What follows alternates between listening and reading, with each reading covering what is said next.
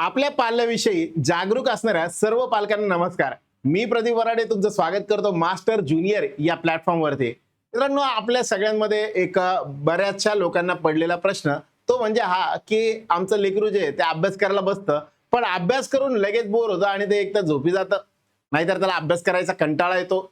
मारून मारून त्याला त्रास देऊन देऊन त्याला बोलून बोलून त्याला अभ्यासाला बसवतो, पण थोडा वेळच काहीतरी लिखाण काम करतो आणि परत वाचन वगैरे काही करतच नाही आणि डायरेक्टली तो परत एकदा काहीतरी सांगून काहीतरी कारण देऊन त्या ठिकाणावर निघून जातो. मग अशा केसमध्ये हा जो प्रॉब्लेम आहे याला टॅकल कसं केलं पाहिजे? अशा वेळेस आजच्या आपण ह्या स्थितीमध्ये आहोत की जिथं सगळेजण सांगतात मुलांना टॉर्चर करू नका, त्यांना मारू नका, त्यांना मग अशा केसमध्ये त्यांना डिसिप्लिन लावायची कशी, त्यांच्याकडून अभ्यास कसा करून घ्यायचा, तर यासाठी आजचा हा व्हिडिओ अत्यंत महत्वाचा बनणार आहे. तुम्हालाही वाटतं की तुम्ही पण तुमच्या पाल्याची खरंच जेन्युइन काळजी करत आहात, तर अशा केसमध्ये तुम्ही हा व्हिडिओ बघितला पाहिजे, अन्यथा स्किप केला तरी चालेल. महत्वाचा मुद्दा, सगळ्यात पहिल्यांदा अशा काही मेथडॉलॉजीज डिसाईड करण्यात आलात, काही सायंटिस्ट जे आहेत त्यांनी काही पर्याय सांगितले, त्याच पर्यायापैकी त्यांच्या अभ्यासातून ते जे निष्पन्न झालं त्याला आज आपण डिस्कस करणार आहोत. सगळ्यात पहिल्यांदा मुलांची एकाग्रता जर वाढवायची असेल तर त्यासाठी 5 पद्धतीचे सायंटिफिक मार्ग आहेत. नेमके कोणते कोणते मार्ग आहेत ते आता आपण जाणून घेऊया. सगळ्यात पहिल्यांदा जर आपण बघितलं, आपण बाळाला सांगतो बाळा अभ्यासाला बस, आणि 5 मिनिटात लक्ष त्याचं दुसरीकडे जातं. मग आपण पण त्याच्या जवळ बसतो आणि बघतो त्याने पुस्तक उघडलेलं असतं, पण सगळं लक्ष पुस्तक उघडले तरी खिडकी बाहेर किंवा मोबाईल मध्ये काय चालू आहे याकडे त्याचं लक्ष असतं. 2च मिनिटात कंटाळा आला की तक्रार करायला सुरुवात होते. त्यानंतर जर आपण बघितलं ही थोडक्यात बऱ्याचदा आपण बघतो, मग तो सांगणार आई मला पाणी प्यायचंय, मी उठून जातो, किंवा अजून काहीतरी कारण सांगणार. मग या कारणाने किंवा त्या कारणाने तो उठून त्या ठिकाणावर निघून जातो. यामागे नेमकं काय करायला पाहिजे हा त्याचा प्रॉब्लेम नाहीये, हे नैसर्गिक आहे, कुणालाही याच पद्धतीने होतं. ही मुलांची चूक नाही, ही त्यांच्या फोकस सायकलची समस्या आहे. What is the meaning of focus cycle? मग फोकस सायकल म्हणजे काय? एकाग्रता जी असते त्या एकाग्रतेची सायकल असते.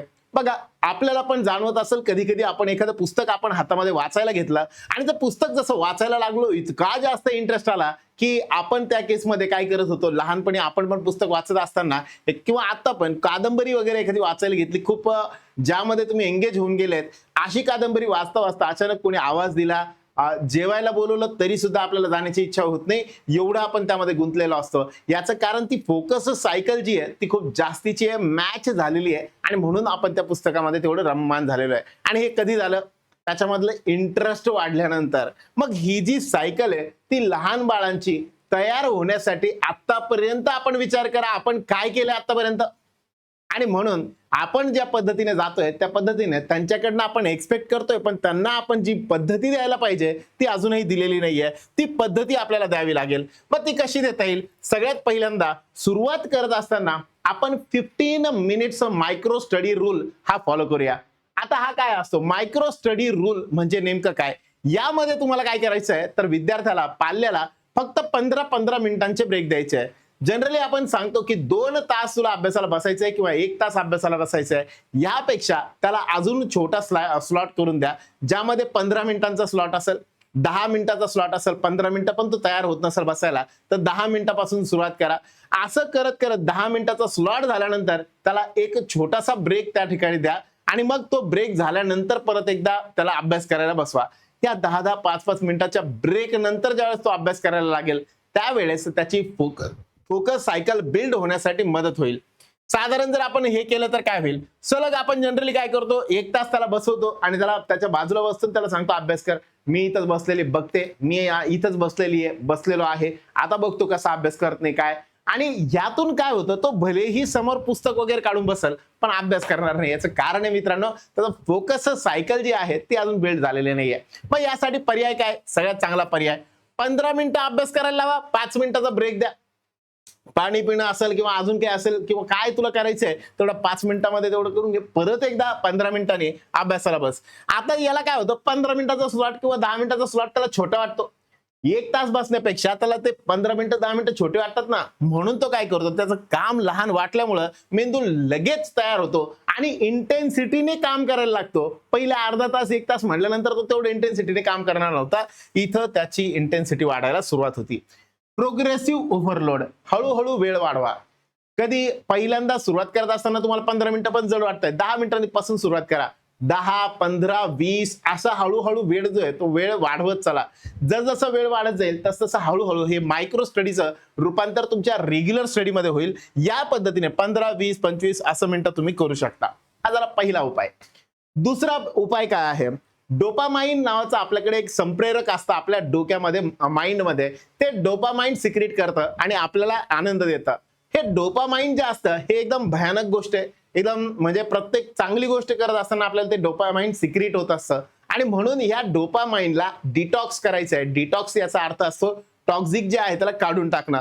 मग हे डोपामाइन डिटॉक्स जे असतं हे करणं म्हणजे नेमकं काय, हा दुसरा फॉर्म्युला नीट समजून घ्या. डोपामाइन डिटॉक्स काय असतो? जनरली आपण बघतो ज्यावेळेस मोबाईल गेम्स किंवा टीव्ही मेंदूला खूप जास्त व्हिज्युअल्स जेवढे आपण बघतो यातून सगळ्यात जास्त डोपामाइन सिक्रेट होतं आणि याचा परिणाम असा होतो की याच्यामधून आनंद जास्त मिळतो आणि मजा येते. ठीक आहे. सिमिलर वे जर मी म्हटलं समजा त्याच कंपॅरिझन मध्ये पुस्तकामधले काळे पांढरे शब्द मेंदूला बोरिंग वाटायला लागतात. आता होतं काय, ज्या वेळेस मुलगा अॅनिमेटेड व्हिडिओ बघतोय आणि दुसऱ्याच बाजूला लगेच त्याला पुस्तक बघायचंय, मग त्याला ते पुस्तक रटाळ वाटायला लागतं, बोरिंग वाटायला लागतं. मग अशा केसमध्ये ट्राय करा की अभ्यासाला बसण्याच्या अगोदर कमीत कमी 1 तास त्याने फोन बघितलेला नसावा. जर तो रटाळपणा कमी करायचा आहे तर त्यासाठी त्याने 1 तास स्क्रीन टाइम, मग मोबाईल असेल किंवा टीव्ही असेल, त्याला 1 तास अगोदर ते बघू देऊ नका. जेणेकरून त्याला जे तर त्या डोपामाइन जे असतं त्याला पुस्तकातून तेवढी मजा आली पाहिजे बघण्यापेक्षा. जर मला असं वाटतं की 90s किंवा 80s मधले जे पॅरेंट्स असतील म्हणजे जन्मलेले असतील त्या लोकांना माहिती असेल, 80s किंवा 90s मधले असणाऱ्यांना की हे माहिती असेल की ज्या वेळेस लहानपणी आपण एखादं पुस्तक वाचायचो आणि त्या पुस्तकातून एखादी स्टोरी ज्यावेळेस समजून घ्यायचो त्याच्यावरती नंतर पिक्चर बनलेला आहे, त्या स्टोरीमध्ये जेवढी मजा होती तेवढी त्या मूव्हीमध्ये सुद्धा मजा नव्हती.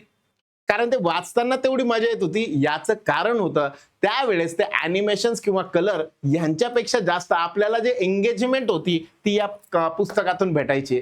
यावेळेस आता आपण जर बघितलं तर डोपामाइन सिक्रेशनसाठी उलट झालेलं आहे. इकडे तुम्हाला व्हिज्युअल्स मधनं जास्त मिळतंय आणि म्हणून ह्या केसमध्ये सध्याच्या मुलांच्या तुलनेमध्ये हे जरा जास्त बघायला मिळतं.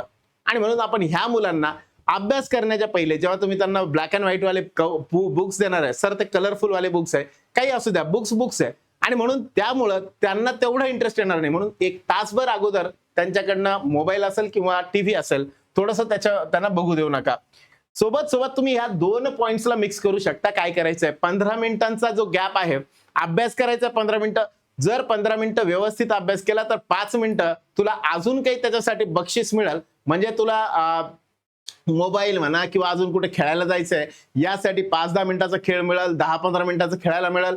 अशा टाईपमध्ये तुम्ही त्याला बक्षीसच्या स्वरूपामध्ये द्या, जेणेकरून मेंदूला काहीतरी काम केल्यानंतर काहीतरी बक्षीस मिळतंय ही त्याला सवय लागेल आणि त्या माध्यमातून पण तो अभ्यास करू शकतो. सो ह्या पद्धतीने सेकंड आपण ठेवू शकतो. थर्ड वाला तिसरा आणि महत्वाचा मुद्दा, ऍक्टिव्ह रिकॉल. स्पेन्सर्स नावाचे एक फिलॉसॉफर आहे आणि सायंटिस्ट आहे ज्यांनी चाइल्ड सायकोलॉजी बद्दल बऱ्याच काही गोष्टी सांगितल्या. त्यातलेच एक गोष्ट ती म्हणजे the best way to learn is to teach. तुम्हाला जर एखाद्या चांगल्या पद्धतीने शिकवायचं असेल, तुम्हाला एखादी गोष्ट जर चांगल्या पद्धतीने शिकायचं असेल तर त्यासाठी शिकवायला लागा. जेव्हा तुम्ही शिकवता तेव्हा तुम्ही 100% ऍक्टिव्ह असता आणि 100% ऍक्टिव्ह असल्यामुळं तुम्ही प्रॉपर ज्या गोष्टी वाचलेल्या आहेत त्या तुम्ही पुन्हा पुन्हा रिकॉल करतात. रिव्हिजन करताना घोकंपट्टी करायला लावण्यापेक्षा त्या लेकरासमोर बसा आणि त्याला सांगा, बाळा तू काय काय वाचलंय, काय काय शिकलायस, मला एकदा सांग. आणि तो पटपट सगळ्या गोष्टी सांगेल. ज्या वेळेस तो 100% रिकॉल करेल. फक्त त्याला तुम्ही सांगितलं की वाचायला लावा, वाचायला लावल्यानंतर मेंदू पॅसिव्ह, आपण बऱ्याचदा बघितलं असेल, लेकरं वाचतायत, वाचता अचानक त्या डेस्कवरती झोपतायत, मग तिथं झोप लागून जाते त्यांना. याचं कारण काय, त्यांना ते रिवाइज करायला वाचन करून बोर होतं आणि त्या माध्यमातून मेंदू थकल्यासारखा फील करतो. तर हे इथे महत्वाचं. म्हणून पण मुलगा जेव्हा शिकवतोय तेव्हा त्याचा मेंदू 100% ऍक्टिव्ह असतो आणि 100% ऍक्टिव्ह असल्यामुळं त्याला ते मजा येते. मग मुलाला सांगा, जर एखादी गोष्ट असेल, स्टोरी असेल, एखादा धडा असेल, एखादी पोयम म्हणून दाखवायला सांगा, त्याला अंक असतील ते सांगायला सांगा. त्याला सांगा आजच्या दिवस तू शिक्षक आहे आणि मी विद्यार्थी आहे असं समजून मला सांग. तो एकदम भारी पद्धतीने सगळं समजून सांगणार. सो काही जण असे करतही असतील, जे पॅरेंट्स या पद्धतीने खरंच करताय, कारण बरेच शिक्षक असं करतात. जर तुम्ही पण करत असाल तर नक्की कमेंट बॉक्समध्ये सांगा की याचा फायदा होतो की नाही होत. चौथी आणि महत्वाची method, brain food and oxygen. ज्या वेळेस तुम्ही ब्रेनला तुम्ही नेमकं काय फूड देताय आणि ऑक्सिजन ह्यांचं रिलेशन कोरिलेशन काय आहे ते समजून घेऊ. बघा, मेंदूचे वजन शरीराच्या 2% असले तरी तो 20% ऑक्सिजन आणि ऊर्जा वापरतो. वेट कमी आहे पण त्या मानाने तो काय करतो, ऑक्सिजन आणि ऊर्जा 20% इफिशियन्सी आपल्या बॉडी मधली ती तो वापरतो. यामध्ये पाणी, अभ्यासापूर्वी 1 ग्लास पाणी डिहायड्रेशनमुळे एकाग्रता 50% घडते. म्हणून जेव्हा अभ्यास करायचा आहे, साधं एक्झाम्पल सांगतो, हे शिक्षकांसाठी सुद्धा सांगतो, पॅरेंट्स पैकी जे शिक्षक असतील त्यांच्यासाठी पण सांगतो. तुम्ही लेक्चरला जाताय, लेक्चरला जात असताना त्याच्या अगोदर थोडं पाणी पिऊन जा, हे तुम्हाला एनर्जी देण्याचं काम करेल. ठीक आहे. मग इथं जर मी म्हणलं, समजा मुलगा अभ्यासाला बसतोय, लेकरू अभ्यासाला बसतोय, अभ्यासाला बसत असताना त्यापूर्वी त्याला 1 ग्लास पाणी जे आहे ते दिलं पाहिजे, जेणेकरून डिहायड्रेशन जे आहे ते, त्यामुळं बऱ्याचदा असं होतं की डिहायड्रेशनमुळं तेवढं चांगलं एनर्जी त्याला मिळत नाही आणि 50% जास्त जे डिहायड्रेशनमुळे एकाग्रता जी आहे ती घटते. खोल श्वास, अभ्यासापूर्वी 3 वेळा दीर्घ श्वास ऑक्सिजन सप्लाय वाढवायचा. दीर्घ श्वास घेणे सोडणे हे त्याला करायला सांगा आणि मग नंतर अभ्यासाला बसवा, जेणेकरून चांगला जेवढा पाहिजे तेवढा चांगल्या क्वांटिटीमध्ये मेंदूला ऑक्सिजन मिळतो, पाणी मिळालं आणि मग त्यामुळे त्याची एकाग्रता वाढण्यासाठी मदत होते. आहार, जंक फूडमुळे आळस येतो, त्याऐवजी बदाम, अक्रोड किंवा फळे द्या. जंक फूड एकदम डेंजरस गोष्ट काही असेल तर ती म्हणजे जंक फूड आहे. सगळ्यात भयानक गोष्ट आहे. तुम्हाला जर वाटतंय की तुमच्या पाल्यांनी, विद्यार्थ्यांनी, मुलांनी, लेकरांनी त्याने हुशार असलं पाहिजे, ऍक्टिव्ह असलं पाहिजे, तर त्याला जंक फूडची सवय लावू नका. जंक फूड म्हणजे नेमकं काय, तुम्ही वडापाव असेल, जम्बो वडापाव, त्याच्यानंतर बर्गर, पिझ्झा, त्याच्यानंतर ह्या सगळ्या गोष्टींची सवय लावू नका. म्हणजे मी असं म्हणेल की त्याला जर ती सवय लागली, ते जंक फूड इतकं टेस्टी असतं की ज्यामुळं तुम्हाला टेम्प्ट करतं प्रत्येक वेळेस. आणि या मुलांना जर ती सवय लागली, दे बिकम लेथार्जिक, लेझी बनतात, आळशी बनतात. आणि म्हणून तुम्हाला जर वाटतंय मुलगा ऍक्टिव्ह राहिला पाहिजे, तर त्यातून ऑक्सिजनचं प्रमाण जे आहे ते खूप कमी मिळतं आणि बाकीचंच म्हणजे आपण म्हणतो ना कचरा खाल्ल्यासारखं आहे. म्हणून ते देण्यापेक्षा त्याला जे मेंदूला आवश्यक आहे त्या गोष्टी द्या. अक्रोड द्या, त्यानंतर मी म्हणलं बदाम द्या, त्याच्यानंतर फळं असतील फळं द्या बिंदास खायला. आणि या पद्धतीने जर आपण त्यांना एनर्जी वालं जर काही खायला दिलं, तर त्या माध्यमातून ब्रेन फूड आणि ऑक्सिजन या पद्धतीने बऱ्यापैकी एकाग्रता वाढण्यासाठी मदत होते. यानंतर जर मी म्हटलं, समजा सगळ्यात महत्वाची आणि शेवटची गोष्ट, अभ्यासाच्या जागेचे नियोजन. तुम्ही अभ्यासाला त्याला बसवताय, अशा ठिकाणी बसवताय, त्याला बेडरूम मध्ये अभ्यासाला बसवलं, त्याने ते बघितल्यानंतर अभ्यास करत असताना अचानक त्याला झोप लागली, तिथंच झोपला.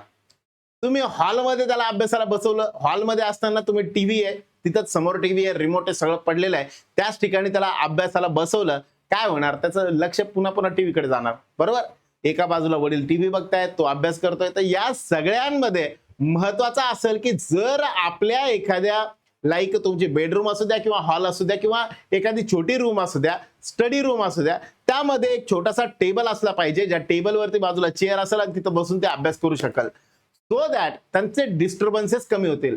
आता काही पॅरेंट्सचं म्हणणं असेल, आमच्या वेळेस काय असं होतं का, तरी पण आम्ही अभ्यास तर केलेच ना. त्यावेळेसची परिस्थिती वेगळी होती, आत्ताची परिस्थिती वेगळी आहे. मग म्हणून आत्ताच्या कंडिशननुसार मी म्हणाल त्यांना त्या सुविधा द्या, जेणेकरून ते बसून अभ्यास करू शकतील. दुसरी गोष्ट, ज्या वेळेस आपण बघतो की या सगळ्या 5ही गोष्टी तुम्ही करताय, ज्या वेळेस मी म्हटलं समजा इतर पुस्तके असतील, खेळणी असतील आणि मोबाईल जर ठेवलेले असतील, तर अशा केसमध्ये त्याला अभ्यास करायला मजा येणार नाही, त्याला पुन्हा पुन्हा लक्ष तिकडे जाईल. या उलट टेबलवर फक्त सध्या लागणारे एकच पुस्तक आणि वही असावी, जेणेकरून आणि सोबतच त्याच्या टाइम टेबल किंवा एक गोल शीट असली पाहिजे, मला नेमकं काय करायचंय त्याबद्दलची. एवढ्याच गोष्टी आपण जर तिथं लावल्या तर नक्कीच याचा फायदा हा त्या विद्यार्थ्याला होऊ शकतो. आणि म्हणून ज्या पद्धतीने आपण एका पाल्याची काळजी घेतोय, त्या काळजीने जर त्याला अभ्यासाला पण लावलं तर नक्कीच त्याला पण फायदा होईल आणि तुम्हाला पण फायदा होईल. म्हणून ह्या 5ही गोष्टींचा विचार करा, एन्व्हायरमेंट क्रिएट करा आणि सोबत सोबत यथा राजा तथा प्रजा म्हणून पॅरेंट्स जशा पद्धतीने वागतील तशाच पद्धतीने मुलं वागण्याचा प्रयत्न करतात, तर तुम्ही सुद्धा त्यांच्या सोबत अभ्यासाला बसलं पाहिजे. ते ज्यावेळेस काहीतरी अभ्यास करतात त्यावेळेस त्यांच्या बाजूला बसून थोडासा वाचायचा प्रयत्न करा. मान्य, आपल्याला भरपूर कामाचा लोड असतो, बऱ्याच गोष्टी असतात, पण थोडासा वेळ त्यांना सवयी लागण्यापुरता आपण तो लावू शकतो की ज्यामध्ये ज्या माध्यमातून आपण पण एखादं पुस्तक घेऊन बसा. बघा बघा तुमच्या आजूबाजूला ते लेकर जे असतील ते येऊन बसतील आणि अभ्यास करतील. बाबा तुम्ही काय वाचताय, काय वाचलं पाहिजे, काय नाही हे तुम्हाला सांगतील, ऐकतील, बोलतील. या चर्चा मुलांसोबत करा, जेणेकरून काय होईल, नक्कीच त्यांना येणाऱ्या काळासाठी जे स्पर्धा आहे त्याच्यासाठी तुम्ही रेडी करू शकाल आणि पर्यायाने त्यांच्या ब्रेनला सुद्धा तुम्ही स्टिम्युलेट केलेलं असेल. ओव्हरऑल सांगायचं झालं तर आज 5 गोष्टी ज्या सांगितल्या त्यामध्ये नेमकं काय काय करायचंय, ही जुनी पद्धत सलग 2 तास अभ्यास करणे याला रिप्लेस करा. 15 मिनिटांचे मायक्रो स्टडी आणि ब्रेक द्या. अभ्यास करताना टीव्ही किंवा मोबाईल चालू असला पाहिजे, wrong. No screen before study. Study करत असताना कोणताही मोबाईल किंवा टीव्ही गॅजेट्स जे आहेत ते चालू नसावे. पुस्तकातून घोकंपट्टी करणे, रॉंग. ऍक्टिव्ह रिकॉल, त्याला पुन्हा पुन्हा विचारा काय शिकलास ते. अभ्यासाला बसल्यावर जंक फूड देणं चुकीचं. पाणी, दीर्घ श्वास आणि ड्रायफ्रुट्स वगैरे जे असतात त्यांच्यापैकी एक प्रेफर करणं. पसऱ्यात अभ्यासाला बसवणं यापेक्षा स्वच्छ आणि शांत स्टडी कॉर्नर जो आहे तो आपण द्या. छोट्यातलं छोटं एका रूमचं जरी घर असेल तरी पण एक छोटा कॉर्नर तुम्ही त्या लेकराला देऊ शकता, जिथं त्याने प्रॉपर त्याची स्पेस बनवल आणि तिथं तो अभ्यास करेल. ठीक आहे. सो ही 5 होती शास्त्रीय पद्धतीची कारणे, ज्या पद्धतीने आपण काय करू शकतो, आपल्या मुलाची एकाग्रता वाढू शकतो. आणि म्हणून असे तुम्हाला व्हिडिओज आवडत आहेत का? जर आवडत असेल तर कमेंट बॉक्समध्ये नक्कीच सांगा. यासारखंच पॅरेंटिंग मध्ये अजून पुढचे काही नवीन व्हिडिओ घेऊन मी तुमच्या समोर नक्कीच येईल. आताचा हा व्हिडिओ लाईक करा, शेअर करा आणि मॅक्झिमम लोकांपर्यंत शेअर करा आणि चॅनलला सबस्क्राईब करायला विसरू नका. Thank you very much. Good day to all of you.